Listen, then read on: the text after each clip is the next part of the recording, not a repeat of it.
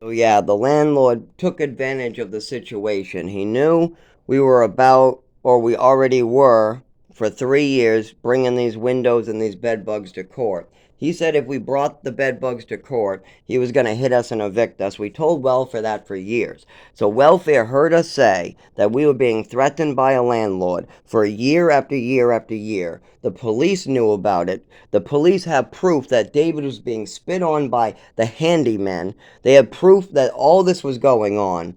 But David is too scared to show up for court because he's being intimidated out of the courtroom, literally having these people threaten him out front of the courtroom. And me, I bring it forward.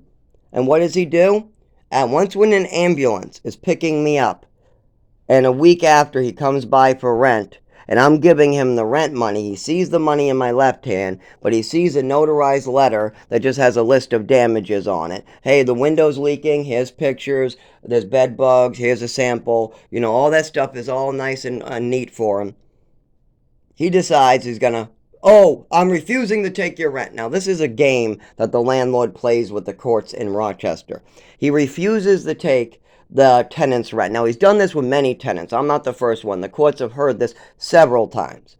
So the landlord will come for the rent. The tenants will give him the rent money. The landlord will refuse to take the rent money. But then in court, he'll say that the tenant refused to give it to him. No, no, no.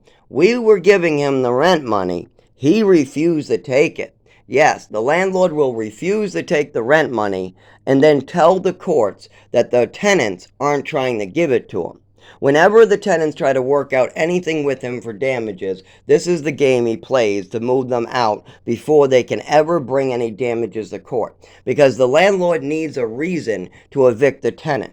So the easiest one is this game this landlord-tenant shit plays. He'll just refuse to take the rent.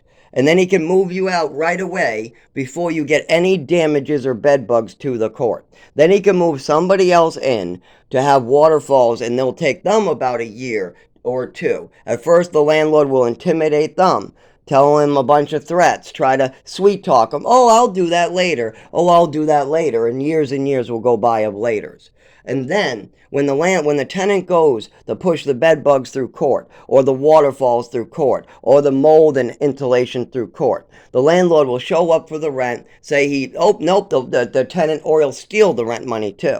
Sometimes this landlord will literally have you pay cash to his maintenance or put it in a Dropbox. And then he'll say he never got it. Oh, somebody must have broke open my Dropbox, and make it more excuses and make you double pay your rent.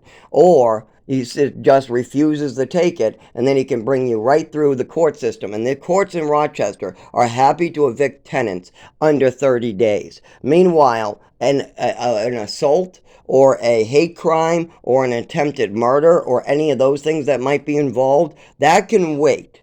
That can wait 6 months.